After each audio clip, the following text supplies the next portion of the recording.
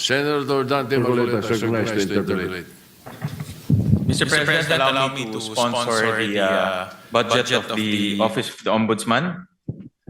We respectfully submit for the body's consideration the fiscal year 2026 proposed new appropriations for the Office of the Ombudsman amounting to 6.5 billion pesos.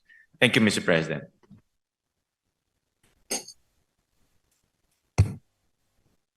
Thank you, Mr. President. You go ahead, Senator Marcoleta, you're recognized. Mr. President, in several decisions of the Supreme Court, the Office of the Ombudsman was admonished for grave abuse of discretion, for acts of bending or twisting the law to expand its powers.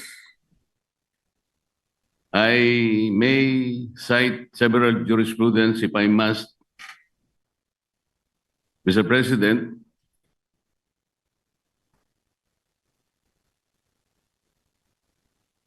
if I will be required. And we all know that the present Ombudsman, Mr. President, publicly flouted his predilection to bend the law. Does he believe that these decisions of the Supreme Court are wrong and he is not bound by these decisions? Mr. President, the new ombudsman intimated to me that his direction is to abide by the Supreme Court decision, and the rule of law is supreme.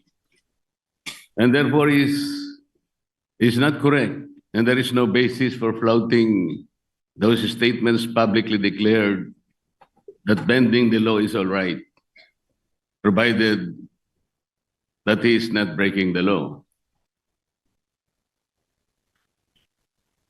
Mr. President, it's a figure of speech, Mr. President. Mr. President,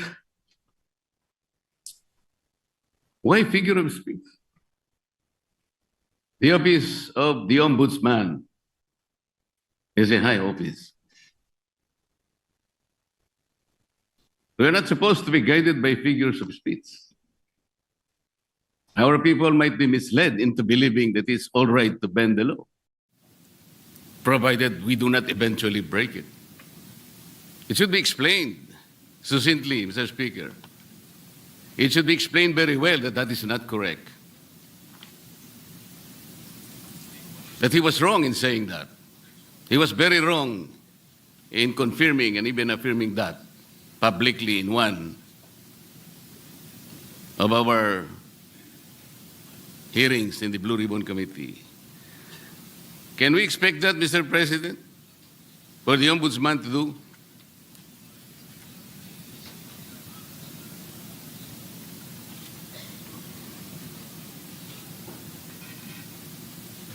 One minute suspension, Mr. President. Session suspended. Current ombudsman right now, he intimated to me that he is very strict in not bending the law. In fact, he also intimated that he will abide by the Supreme Court ruling, as he believes that the rulings are forms part of the law, and the rule of law is supreme, Mr. President. So he abides by those principles, Mr. President, and he will carry that in his tenure as the country's ombudsman, and especially in his quest to hold people to account and to put people in jail, especially those who transgressed our laws, Mr. President. So those are the principles that he abides by, and those are the principles he will carry in his duty as our ombudsman, Mr. President. Mr. President, abiding by that principle and acting otherwise is different. You say that you abide by the laws strictly, but you say publicly that you can bend the law. How is that?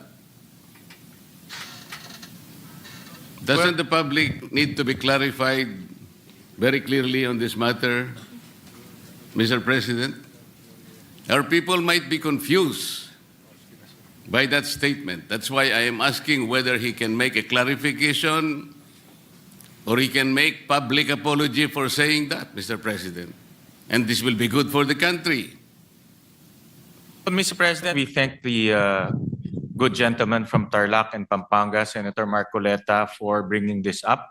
And this is an opportunity for the current ombudsman to clarify his statements. And this is actually the clarification that he is expressing to this august body, that he will abide by the rule of law and he will not bend the law to serve any other purpose, Mr. President, or to serve any other being, Mr. President.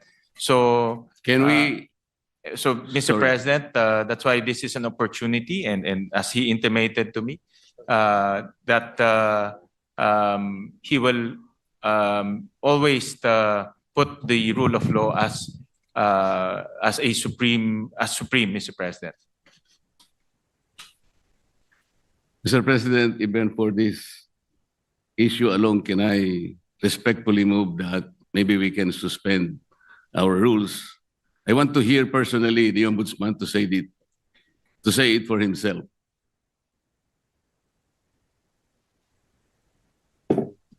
One minute suspension, Mr. President. Session suspended. What is your pleasure after that motion?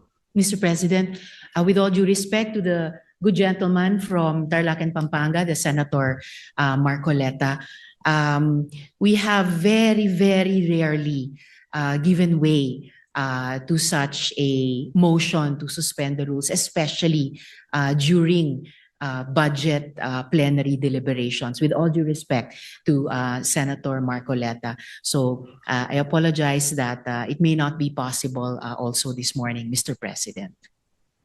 So therefore, we are not entertaining the motion. We are not entertaining the motion, Mr. President, but the chairman remains fully capable of addressing the important issue raised by the good gentleman. All right, thank you. Thank you, Mr. President. Thank you, Yes. Majority Leader. Muli, nagpapasalamat po kami kay Senator Marcoleta at tinanong niya po yung itong issue. Nagbibigay po to ng oportunidad para sa ating bagong ombudsman klaruhin yung kanyang mga nasabi. At wala hong intention to bend the law. No? That's very clear. In fact, ang prinsipyo po ng ating bagong ombudsman is to follow the law and uphold the law. Dahil naniniwala siya na ang rule of law is supreme, Mr. President. So, para lang klaro, no, na itong nasabi niya ay isang figure of speech, pero wala hong intensyon na baliin po ang batas.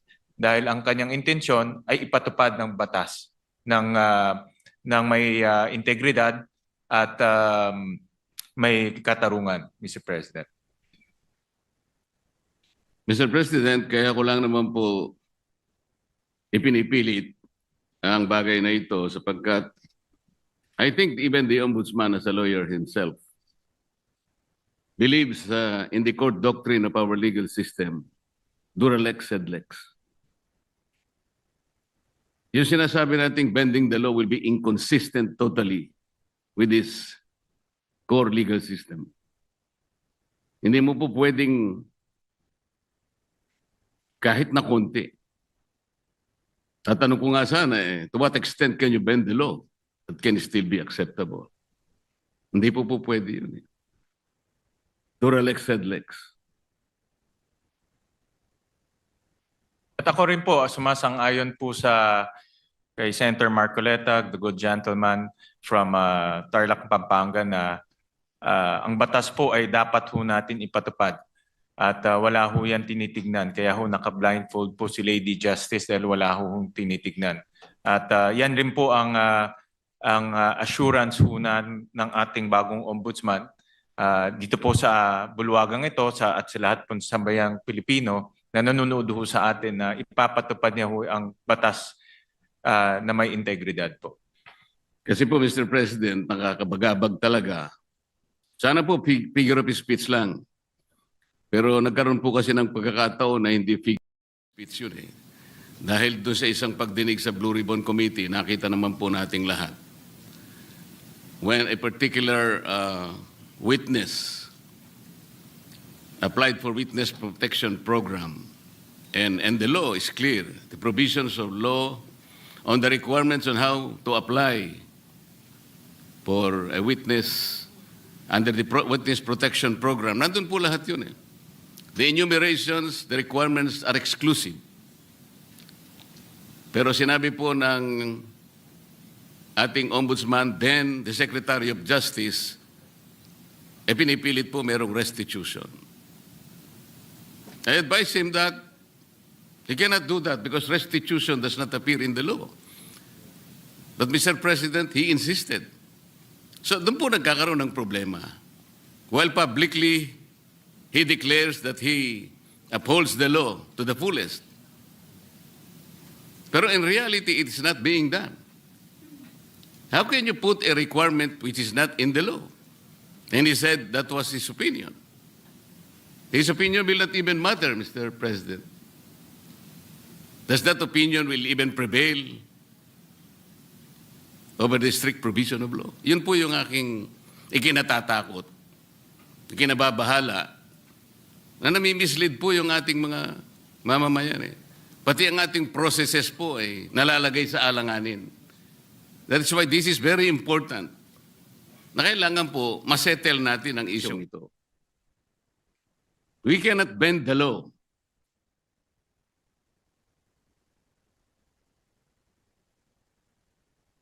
Kasi po, kapag pinanatili natin yun, it is as if the ombudsman has the power to refine the law or even revolutionize the law.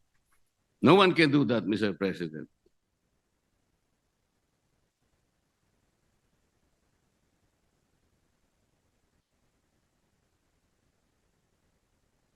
Kasi po, tingnan na, ito pa po yung nakakabagabag.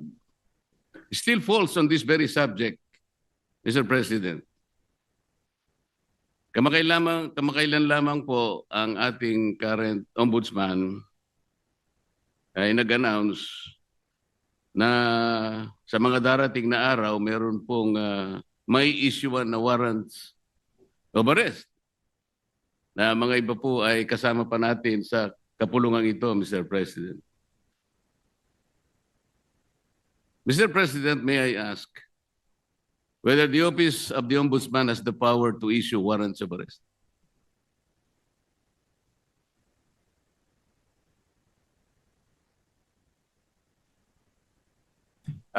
No, Mr. President. Ang trabaho na ho nila, ang responsibility ho nila is to ensure accountability, Mr. President. Tama naman po yun at ako'y naniniwala. Pero bakit niya po kaya nasabi yun? That on such a particular date, warrants of arrest will be issued. Does he think that he can preempt the Sandigan Bayan or even the RTCs, Mr. President, to issue the warrants?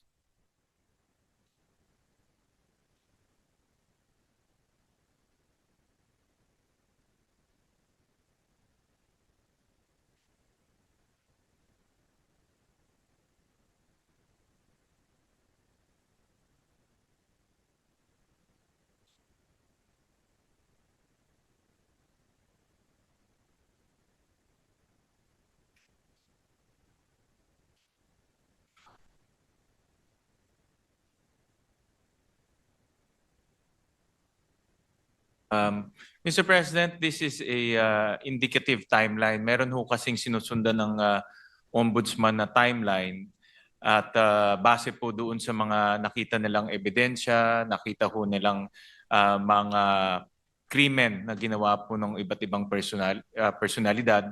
Kaya po ito ay parte lang po ng kanilang timeline. At yun lang naman po yung inexplain ng kasalukuyang ombudsman, Mr. President. Mr. President, the Office of the Ombudsman is following a timeline. So paano po niya nasabi na on December Ano na yun? Anong date po ba yun? Ito po yung nakakatakot, Mr. President. Paano po natin mapapaniwalaan na sa timeline na sinet ng Ombudsman, may palalabas niya yung warrants of arrest? Hindi ba ang ibig sabihin nito, pwede niyang i-preempt ang decision ng Sandigan Bayan or the RTCs because he's following a timeline. And the most intriguing issue here, Mr. President, is that he might be able to influence and preempt the decision of the RTCs and the Sandigan Bayan just to make that timeline a reality. This is a very dangerous proposition, Mr. President. But Mr. President, hindi naman po, no, dahil alam naman ho natin ang Sandigan ay under the ambit of the judiciary. Iba naman po ito sa trabaho po ng ombudsman. Pero bilang ombudsman, nakikita ko ho na dahil sila po ang magfa-file ng kaso, very optimistic ho sila na yung kanilang ifa-file na kaso meron pong kinahitnatnan at meron pong resulta. So yung resulta na gusto ho nilang mangyari ay mag-issue ho ng warrant of arrest. So, kasi very confident sila na yung kaso ay matibay. At very confident ho sila na yung ebidensya ay matibay. At yun din po ang gusto natin lahat. Ako po, very hopeful rin po ako na yung kanilang kaso at kanilang ebidensya ay matibay dahil ako rin po bilang isang Pilipino, gusto ko rin pong managot yung mga taong dapat managot. Pare-pare po natin gusto mapanagot natin ang may kasalanan, Mr. President. Wala pong debate doon. Hindi po yun ang punto ng pagtatanong na ito, Mr. President. But the ability of the Office of the Ombudsman to predict even the timeline when the warrants of arrest can be issued is something that is troubling, Mr. President. Parang ang mangyayari, ayaw ko mang isipin yun. Ayaw ko rin naman talagang mangyari yun. Somebody can even preempt or influence the time when the RTC or the Sandigan Bayan may eventually issue the warrants of arrest. Sana wala nang ganong klaseng announcement kasi nakakapagduda kasi, Mr. President. Tingnan po ninyo, when the Sandigan Bayan or the RTCs eventually issues the warrants of arrest, do you think the persons or kung sino man yung involved na yun, that the Office of the Ombudsman wants to be arrested, pwede nilang questionin yung impartiality ng Sandigan Bayan or even the RTCs? Because there was already a timeline announced by the office. This is the thing that is very intriguing, Mr. President. But Mr. President, with all due respect to the esteemed senator from Tarlac and Pampanga, with all due respect po, ito ay isang indicative timeline na tinitignan ho nila. Wala ho silang control sa magiging desisyon ng Sandigan. Wala ho silang control kung ano po magiging takbo sa Sandigan. Pero base po sa kanilang experience at base po sa kanilang pag-ayos ng kaso, lalo na po sa pagtingin po sa ebidensya, ito po yung tinitignan nilang timeline na pwedeng mangyari. Pwede rin ho yan hindi mangyari. No? Pwede rin ho yan iba po ang pupuntahan ng kaso. Pero naglalagay lang ho sila ng timeline para po makita naman ho nila kung ano po ang magiging takbo po ng kaso. At marami hong ganun. Actually, marami, pag nanonood po ako ng mga political shows sa YouTube, marami pong mga political analyst, mga legal analyst, sinasabi ho nila, ano po ang magiging takbo ng kaso, kailan po may makukulong, kailan po may i-issue ng mga warrant of arrest. Yan po ay based on their analysis and experience. Pero wala hong assurance, hindi ho yung magiging 100% na ganun po ang kinahinatnan po niyan o ganun po ang kalalabasan. Ganon din po sa ombudsman. Ito po ay sa kanilang tingin ay posibleng mangyari. So do you think announcing a particular timeline, Mr. President, is even necessary? Ito po ay for purpose of information, Mr. President, and para po mabigyan din po ang publiko ng kanilang opinion pagdating po sa magiging takbo po ng kaso. Mr. President, ang sinasabi po ng representasyon na ito, hindi naman kailangan pang i-announce yun eh. Dahil magkakaroon lang po ng pagdududa ang ating mga mamamayan, lalong-lalo na po yung mga taong gusto nating ipaaresto, sapagkat hindi naman kailangan na mag-announce pa. Kasi kapag sinabi mong meron po kaming timeline, parang sigurado na po kasi ng opisina ng ombudsman na talagang mag-i-issue yung either the Sandigan Bayan or the RTC doon sa panahon na kanyang tinutukoy. Di bali, maiisip ninyo, nasa ilalim pala ng impluensya ng ombudsman o ng RTC, ang mga korte, naiimpluensyahan pala ng ombudsman ang mga korte. Ganun po yung magiging maaring isipin eh. Maring hindi totoong yun ang gustong gawin ng ombudsman. At naniniwala naman ako na hindi niya intention yun. Ngunit para bigyan po ninyo ng pagdududa ang ating mamamayan, lalong-lalo na po yung mga taong involved nga at gusto niyong ipa-aresto, parang hindi kailangan pong mag-announce pa eh. That is the only point, Mr. President. Yeah, I'm sure andito po ang ating ombudsman at nakikinig ho siya sa mga suhestyon ng ating senador at bibigyan ho nila yan ng konsiderasyon. Salamat po sa sagot. Mr. President, yung ating pong deputy, ano yung tawag doon? Deputy Overall Ombudsman ay taga-Bisaya, Mr. President.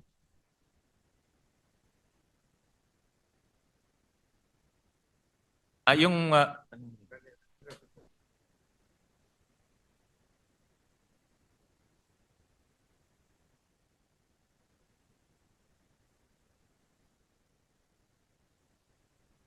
taga Mindanao po yung ating current Deputy Ombudsman. Tama ho kayo. Overall Deputy Ombudsman. Overall Deputy Ombudsman is from Mindanao, but he is also the Deputy Ombudsman for the Visayas, Mr. President. Opo, tama ho. So- yung acting po, yung acting. The overall Deputy Ombudsman and also the Deputy Ombudsman for the Visayas regularly travels from his place to Luzon and nga magastos po yun. Necessary po ba na sino po nagmamanage sa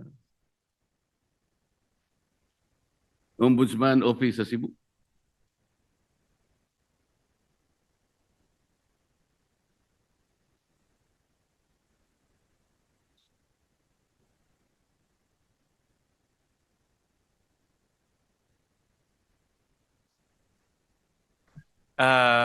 Mr. President, Senator Marcoleta, temporary po na bakante ho yung position na yon.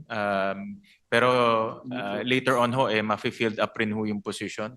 Pero sa ngayon po, dahil bakante ho yun, minomonitor po ng ating ombudsman itong mga opisina ito gamit po ang modernong teknolohiya tulad po ng Zoom, tulad po ng conference calling. So in other words, hands-on po ang ating ombudsman na sinisigurado niya itong mga opisina na ito ay tumatakbo ng maayos. Alin po yung bakante, Mr. President, yung overall Deputy Ombudsman o yung Deputy Ombudsman for Visayas?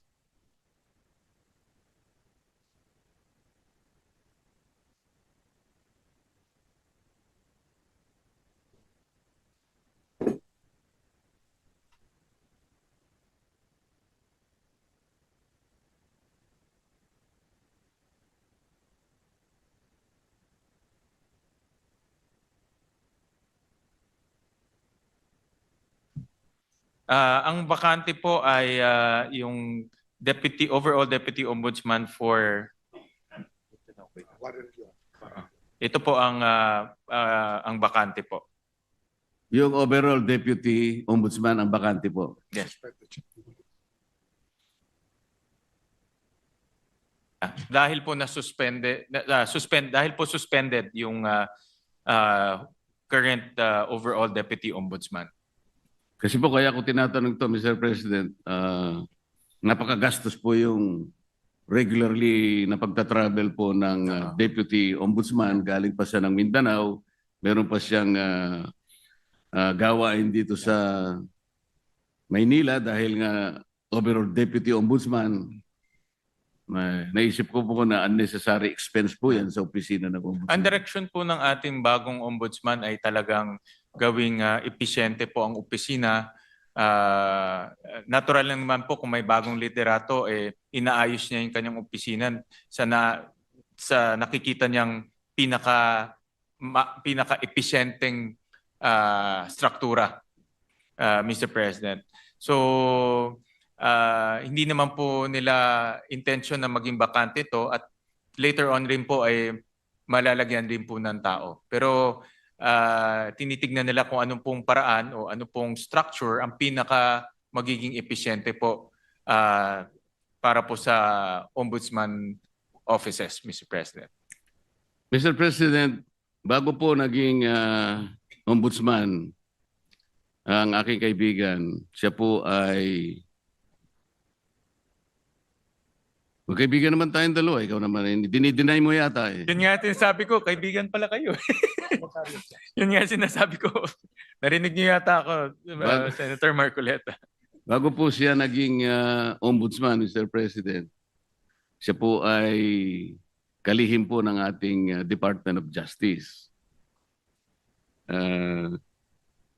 Yun naman pong dahil nag-retire po yung ating dating ombudsman Samuel Martires, nagkaroon po ng acting ombudsman. Siya po ay si overall deputy ombudsman Dante Vargas. Kapangalan ko pa siya. Nasaan po siya? Salamat po. Nandito ho siya. Siya po ngayon ang Deputy Ombudsman for Visayas and acting overall Deputy Ombudsman. Concurrent ho Yes, siya. Mr. President. For now. Yes, I know that. Ang itatanong ko po ay nung siya'y acting overall deputy ombudsman at sa panahon na yon ay applicant naman po ang aking kaibigan for ombudsman na nabakante nga po, ay gumawa siya ng isang bagay na medyo napaisip ako, Mr. President. Ang tinutukoy ko po ay yung isang office order na kanyang pinalitan. Ang office order na ito po ay kinapapalooban ng parang double docketing. Ngayon, nung siya po ay acting na ombudsman, inalis niya po yung dating memorandum order requiring double docketing. At siya ay gumawa ng isang parang office memo or memorandum na doon po ay pinalitan niya yung office order at may kalakip pa pong isang directive na lahat ng mga complaints, lahat ng asunto, lahat ng habla, administrative man yan, criminal o kahit ano yan, na napapaloob 10 araw bago maging effective yung kanyang order which was issued on September 17, 2025 ay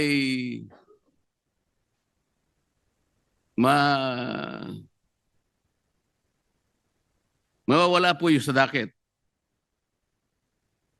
Ibig sabihin, ma-undocket yung mga complaints. 10 araw bago ma-issue yung kanyang memorandum circular or memorandum order. Mr. President, nagkataon po,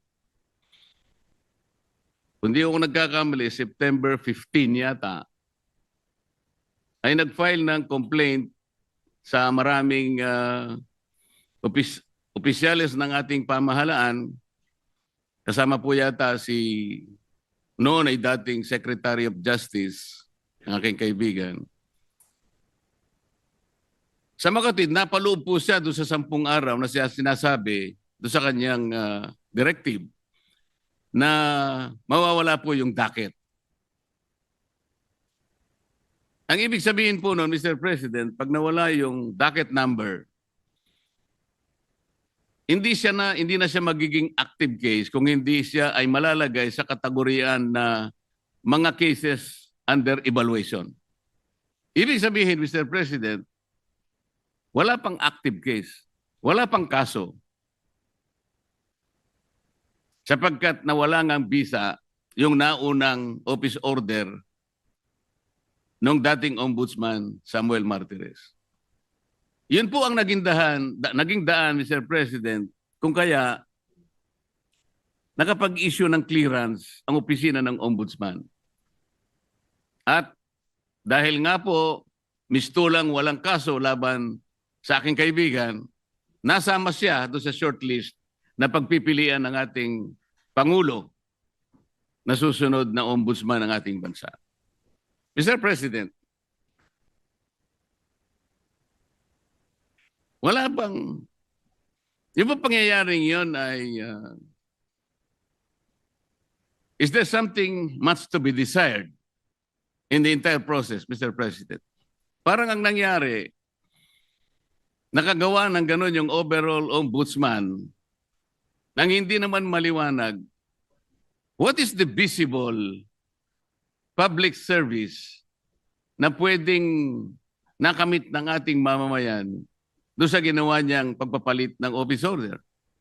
Hindi kaya lang ginawa yon para mapagbigyan ang aplikasyon ng aking kaibigan at makakuha siya ng clearance upang sa ganon eventually he will be included in the shortlist to be submitted to the office of the President, makasama sa pagpipilian bilang ombudsman.